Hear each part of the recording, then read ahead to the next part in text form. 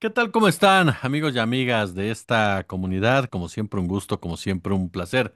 Sin duda, una tragedia, el asesinato de Carlos Manso. Sin duda, Michoacán ha padecido del narcotráfico durante muchísimos años. Sin duda, la población está harta, está cansada, está con miedo. Sin duda alguna, hay que afinar cuestiones en materia de seguridad, estrategias y demás. Pero ¿cómo entendemos lo que está haciendo la ultraderecha en México? ¿Cómo entendemos lo que está haciendo la oposición en México de la mano de Ricardo Salinas Pliego, que incluso en un evento el día de hoy se pone un sombrero para emular a Carlos Manso? Horas antes se había hablado de armar a toda la población, que era necesario que se armara a la población. Por su parte, los partidos, el PAN y el PRI, suben estampas de Carlos Manso lleno de sangre, con la leyenda Fue Morena. Alessandra Rojo de la Vega aparece también exigiendo en un momento dado mayor fuerza por parte de la seguridad, sin dejar de lado a comentaristas, incluso de medios deportivos, quienes afirman que México les duele. ¿Cómo vamos entendiendo todo esto en el marco cuando la NBC filtra que Estados Unidos no descarta lanzar ataques a México en contra de los llamados cárteles de la droga? Mi querido Daniel Marmolejo, siempre es un gusto recibirte, querido amigo, y estar contigo a aprender de ti. ¿Cómo estás? Muchas gracias, Jesús, y muy contento del espacio que nos une con una audiencia crítica, con una audiencia analítica y deseosa de conocer algo más que podamos aportar. Oye, pues yo de entrada te preguntaría, ¿cómo valoras tú llamarla estrategia en un momento dado de la ultraderecha? ¿Qué busca con este tipo de acciones? ¿Son de manual? ¿Cómo las vamos definiendo, oye? Sí, son de manual y lo que están buscando es la desestabilización del país y lo quieren hacer utilizando a la estructura, a la gran base social, mediante una confrontación y si es posible que esta confrontación tenga derramamiento de sangre, no se van a detener porque el objetivo de la desestabilización es tomar el control del país. Entonces son cuestiones que debemos de analizar muy seriamente. ¿Y por qué son de manual? Porque nosotros debemos de recordar que desde muchas décadas atrás, alrededor de 50 años, esto ya sucedió en América con las operaciones Cóndor. Y las operaciones Cóndor tuvieron un enfoque muy pragmático de controlar a ciertas estructuras militares que se volvieron traidores a la patria y además con organizaciones ciudadanas y con partidos políticos. Entre 1970 y 1973 se practicaron dos estrategias, la Track 1 y la Track 2. La primera era para impedir que Salvador Allende llegara al poder y la segunda fue para socavar el gobierno democrático de izquierda de Salvador Allende con la muerte del general Snyder, todo esto orquestado por la CIA. Al mismo tiempo, sucede que el relevo de Snyder, pues que fue el general Prats, era un militar que mantenía la misma doctrina patriótica, una doctrina de respeto a la Constitución, pero había militares traidores como el militar View, quien ya era un militar retirado, quien estaba a las órdenes de Nixon, de Kissinger, operando con la CIA. En el caso muy particular, en esta reflexión sobre el manual, de desestabilización, hubo mucha influencia y mucho financiamiento de Estados Unidos a través de empresas también norteamericanas que se encontraban en Estados Unidos a favor de partidos políticos que se doblaron después de haber formado un gobierno de coalición. Y en el caso muy concreto, la democracia cristiana. Y también hablamos de Patria y Libertad, que fue una estructura social con muchos vínculos universitarios y que fueron grupos que se armaron para promover la desestabilización, donde algunos de sus dirigentes y familiares tenían vínculos con los nazis. Así es que estamos hablando de que ahí es donde nosotros pudiéramos referirnos en un primer momento como manual. Y bajo esta lógica, ¿cuál sería el track 2 en el caso de México? Pues tratar de poner figuras a modo de acuerdo a lo que beneficia, al modelo que beneficia a Estados Unidos en sus expansiones, en sus intereses expansionistas de control de territorios y de control de riquezas. Lo vienen haciendo con el Comando Sur y tienen doblado totalmente a Milei, que es el lamebotas de Estados Unidos y es un súbdito del emperador Donald Trump. Y en el caso de El Salvador lo tienen con Nayib Bukele. Entonces lo que están buscando o lo que propondrían ellos sería quién estaría dispuesto a sucumbir, a entregarse a estos objetivos. Y como conocemos algunas figuras que son retóricas dentro del ámbito social, político y empresarial oligárquico, Ricardo Salinas Pliego puede cumplir con parte de ese patrón. Por un lado, es un sujeto que quiere ser ajeno a las responsabilidades del Estado. Y por el otro lado, quisiera canjear su deuda con Estados Unidos y con México a cambio del poder quizás ser un candidato presidencial.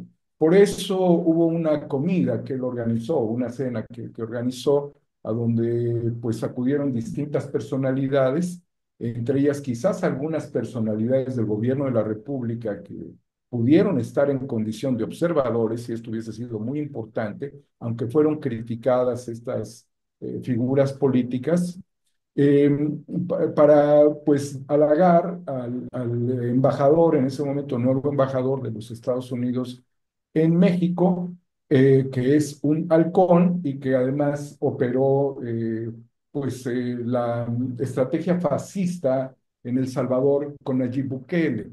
Entonces el embajador que tiene esas características y Salinas Pliego, pues estarían al frente, estarían los partidos políticos orbitales del golpismo, que serían el PRI, el PAN y Movimiento Ciudadano, y estarían también algunas organizaciones que tratarían de ubicarse dentro de una estrategia de desestabilización. Por eso estamos viendo golpes a las universidades, ataques a la Universidad Autónoma de San Luis Potosí, a la Universidad Nacional Autónoma de México.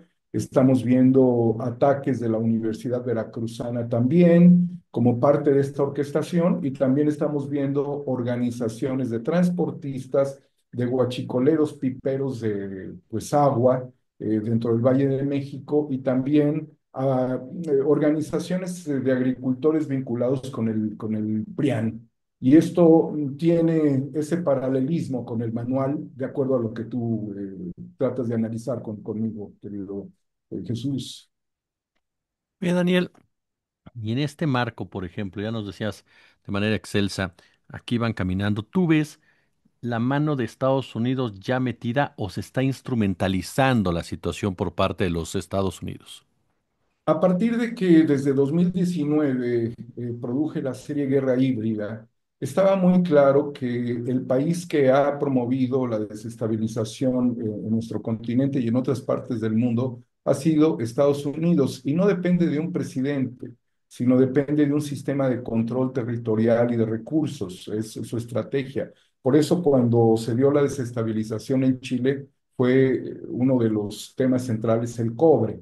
Y así lo expuso el presidente Allende en el seno de las Naciones Unidas, recibiendo una ovación de más de 17 minutos. Seríamos muy ingenuos de no tratar de recuperar las operaciones Cóndor y el éxito que tuvieron, sobre todo para implantar el sistema neoliberal, que fue el nuevo orden mundial económico, que venía incluso ya tocando terreno con von Mises, con von Hayek, en el caso de México, y que, bueno, pues esto tuvo desde luego en el ITAM, una protección, aunque también querían controlar la UNAM con estas ideologías económicas, y después con Milton Friedman, que es cuando se acelera el fenómeno después del golpe de Estado, que sería un fenómeno de doctrina del shock, y posteriormente la implantación de un gobierno militar, de un régimen militar que también tuvo connotaciones y efectos en otros países, como el caso de Bolivia, Paraguay, Brasil, Argentina, no nada más fue Chile. Entonces las operaciones Cóndor fueron muy exitosas y nosotros a partir de que analizamos la doctrina del shock y analizamos el fenómeno de guerra híbrida, sabemos que la doctrina del shock como en el caso dramático y muy lamentable de la muerte del alcalde de la ciudad de Uruapan, Michoacán, el alcalde del Sombrero, Manso, y lo que están orquestando en este momento atiende específicamente la doctrina del shock, pero ya todo el fenómeno que también pudiera ir a mediano plazo, a corto y a mediano plazo, y que también estuvo muy marcado durante el gobierno de Andrés Manuel López Obrador, ha sido la guerra híbrida. Y lo que hemos analizado como fenómeno neoliberal estratégico ha sido una estrategia de 5 letras D: desracionalización de la conciencia. Y por eso la ideologización del narcotráfico y de los beneficios que esto produce en la sociedad tuvieron un efecto muy marcado y lo han tenido sobre todo con los jóvenes que vivieron gran parte del fenómeno del desequilibrio económico, de las desigualdades económicas, de la pobreza y de la pobreza extrema. Y ahí es donde se ha desracionalizado la conciencia, tanto por el consumo de las drogas, la generación de una subcultura del narcotráfico y al mismo tiempo, bueno, pues muchos otros factores como la idea dentro de la ideologización de poder ser rico teniendo armas y dinero y mujeres y camionetas blindadas y todo tipo de placer. Después tenemos la desnacionalización de la riqueza. Y esto ha sido un fenómeno de largo plazo que tuvo un freno durante el gobierno del general Lázaro Cárdenas, pero de lo que se ha tratado pues es de quitarnos, yo creo que desde el tiempo de la invasión española, por no llamarle conquista, la riqueza a nuestro país, y que ha significado también pues todo el saqueo a nuestro país históricamente, históricamente. Después tenemos la desindustrialización y como sabemos, a partir del Tratado de Libre Comercio, nosotros nos fuimos desindustrializando de nuestras propias industrias e industrializándonos con recursos extranjeros mediante el fenómeno maquilador, que ahora le quieren llamar nearshoring, pero es exactamente lo mismo. Se confronta en un escenario donde los robots son los que van a controlar las plantas.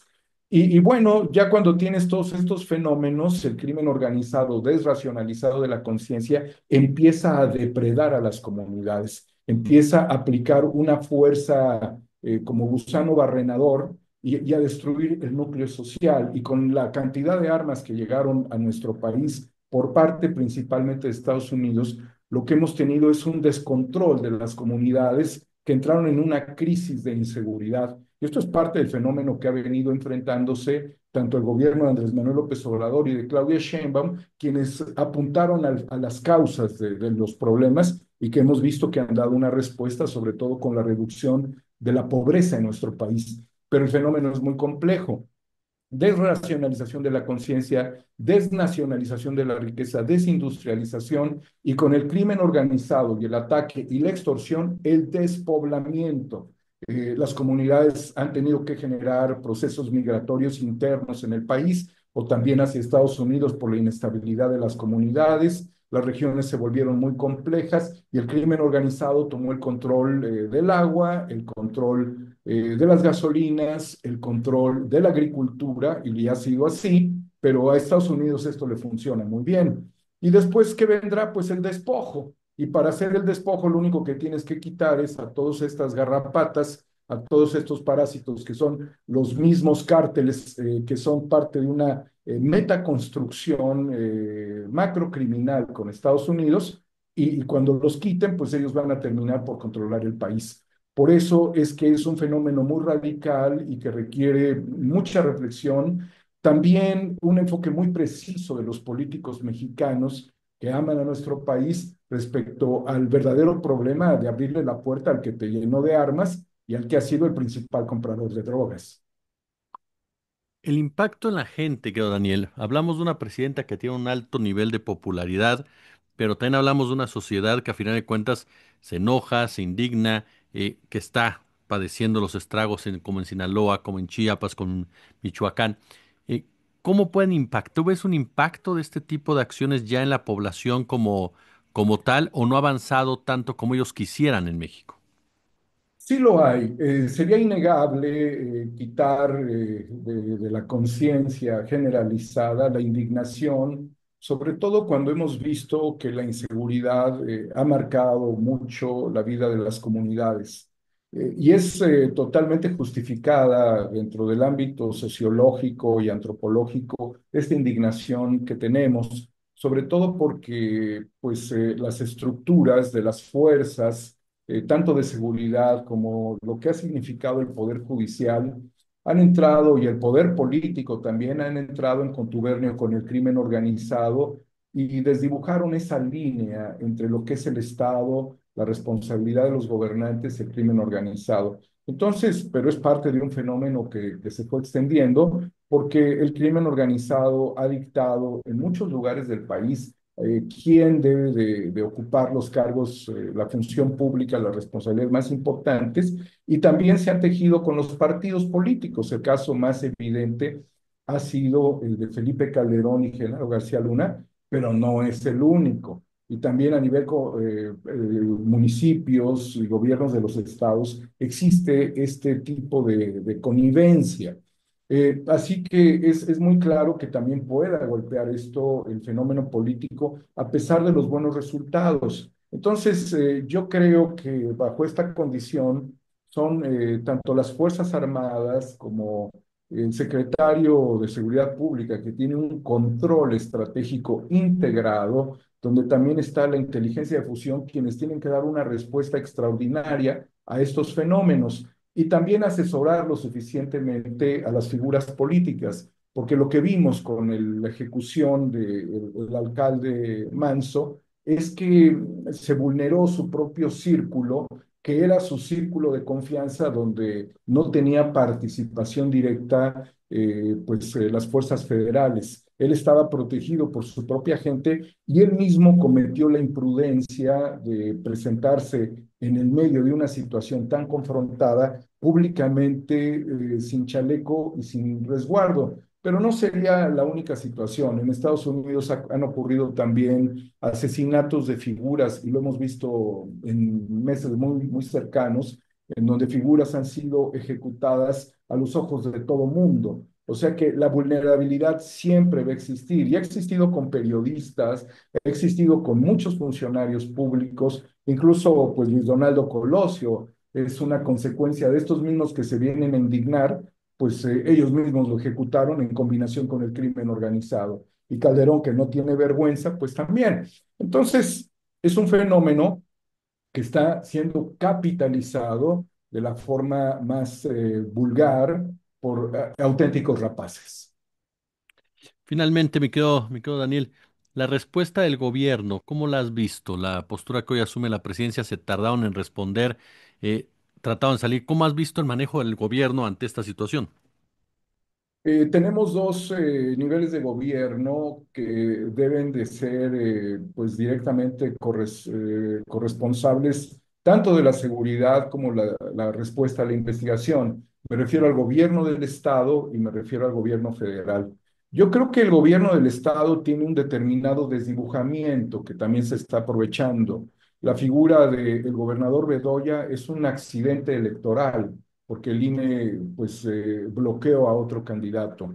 Y llegar a las instancias de poder, querido Jesús, es una responsabilidad de otro nivel, es un supraordenamiento que requiere, yo no diría inteligencia y contrainteligencia solamente, sino suprainteligencia. Y esto en muchas ocasiones deja mucho que desear. Así es que la primera respuesta del gobernador, bueno, pues fue presentarse y es adecuada. Sobre la relación ciudadana, bueno, pues ahí hay ciertas diferencias, como también las hubo con el edil que tristemente y lamentablemente falleció, y hay que reconocer su lucha, que también sale de los contextos del marco de la ley, porque él se fue a una confrontación directa con el crimen organizado cuando le correspondían otras cuestiones del orden municipal. En tanto que la respuesta federal fue muy oportuna, me parece que han salido pues los secretarios de Seguridad Pública, el secretario de la Defensa, a dar su testimonio. Pero yo no soy nadie para recomendarle al secretario de la Defensa qué tiene que hacer, pero siento que en su posición tiene que mostrar un poco más de fuerza. porque es una posición mediática también la de ser secretario y no deja de ser una función que tiene pues un tinte político y pareciera que están abusando los que aprovechan esto para tratar de desdibujar. La presidenta ha sido una persona muy consciente y muy congruente y no cae en estridencias, pero también está siendo atacada. Entonces yo creo que se tiene que llamar rápidamente a una reflexión interna sobre un fenómeno de contención de daños y también hay que desmantelar a las estructuras golpistas, porque también es un tiempo muy oportuno para frenar el ataque a la República. Claro. Mi querido Daniel Marmolejo, siempre es un verdadero placer escucharte, amigo, y te agradezco muchísimo que nos compartas tu conocimiento aquí en la comunidad. Pues solamente, querido Jesús, señalar que sí tiene Trump intenciones de intervenir en nuestro país, que está el Comando Conjunto de Operaciones Especiales y está también lo que denomina la comunidad de inteligencia. Debemos de estar muy atentos y también hacer una advertencia a Estados Unidos. No se pueden violar nuestras fronteras, no se puede generar un desorden entre vecinos.